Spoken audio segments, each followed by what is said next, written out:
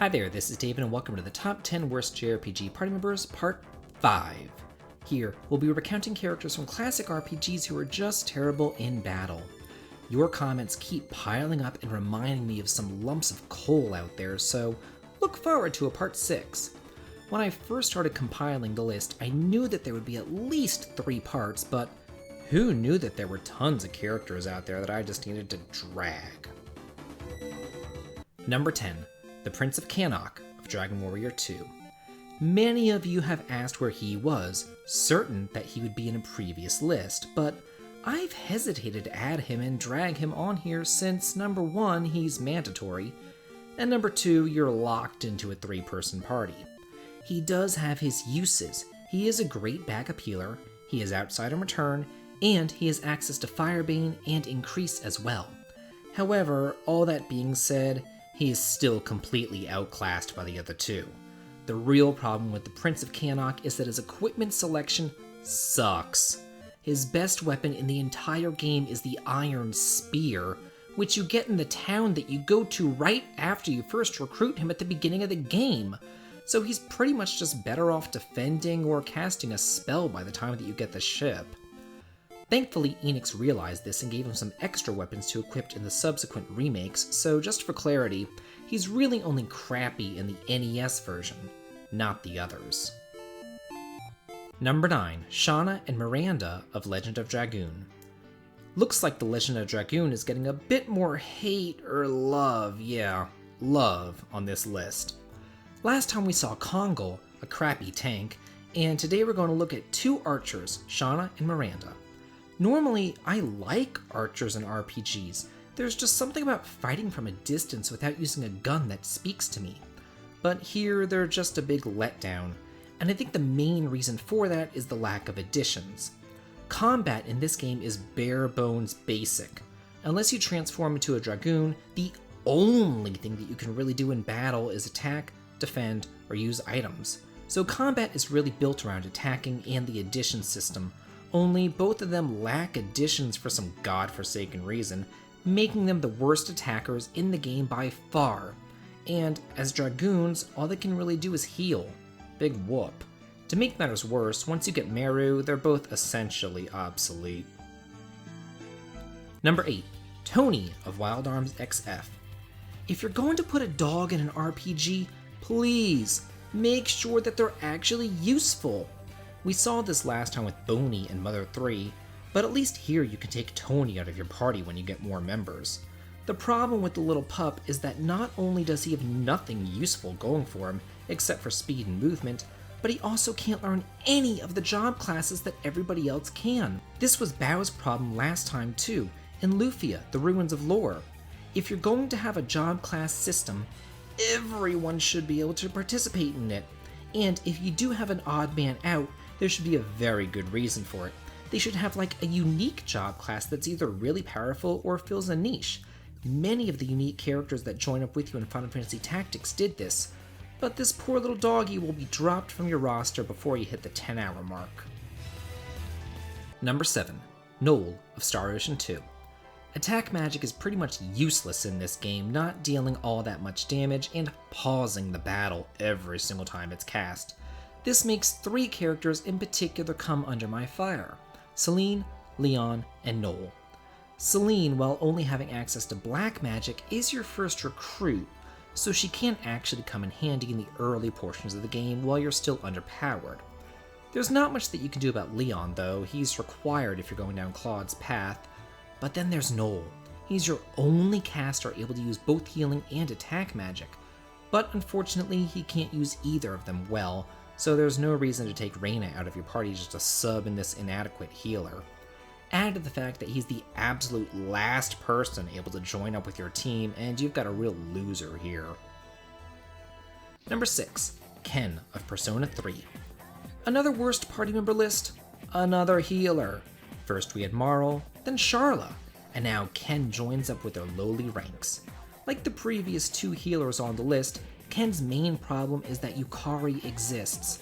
Not only is she just a flat-out better healer, gaining her spells much earlier than Ken, but just a better character in general because she also has access to powerful wind magic, whereas Ken only gains mediocre electric spells. Where Ken does shine, though, is in his instant death Hama moves, but unfortunately those don't work on bosses, and since he himself is classed as a light elemental, he's very susceptible to the instant death Mudo spells that bosses and trash mobs throw around like candy. It doesn't help matters that Ken's melee abilities also leave a lot to be desired, and that he joins the party a few months into the game, while Yukari is there with you right from the get-go. He's just superfluous and ultimately pointless. Number 5. Johnny Karyl of Tales of Destiny. Let's be honest here, none of the 4 optional characters in Tales of Destiny are anything to write home about. All of them joined far too late in the game to make any real impact, and their usefulness in battle overlaps with the Swordian users that you've already grown accustomed to. Mary and Bruiser are heavy hitters, and Chelsea can attack from the rear with her bow, so they do have some sort of function at least, but Karyl? He's just a useless spoony bard. In order to make any sort of use out of him, you're either going to have to be glued to a guide to find his abilities, or just scour the world looking for them because, God forbid, he actually learn how to use a song in battle. And of the 7 songs that he can learn, only 2 of them actually have some sort of use, one dealing damage and the other one healing. All the others do exactly what you'd think that songs would do. Nothing, because the status ailments that they cause never actually stick. Number 4. Tolten of Lost Odyssey. Why is it that princes in JRPGs are wussy, whiny wimps, whereas princesses are without fail tomboy badasses? Tolten continues this trend with horrible stats all around and tank-like abilities on a character who's definitely not a tank. He joins very late in the game, and as a mortal, he's already kind of bottom of the barrel. And if you're anything like me, you probably only use them in battle to teach the immortals their skills, then they become perma-benched. But Tolten has nothing going for him at all, well, except one thing.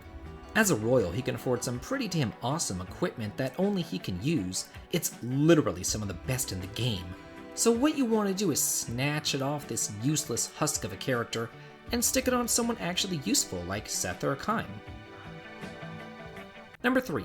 The entire Castera party of Secret of the Stars. The Casteras are a neat idea in concept, but the way that the game executed it was absolutely terrible. For the uninitiated, Secret of the Stars has a pretty neat idea.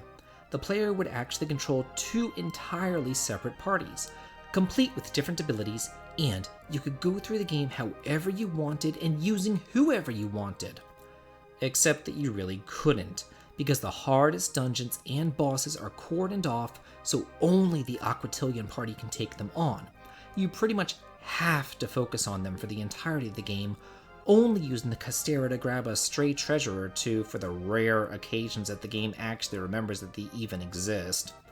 It's such a shame too, because there are 11 of them compared to the 5 Aquatilian, yet most people probably just use the first 5 that you get to reduce the grinding time and never really touch the others.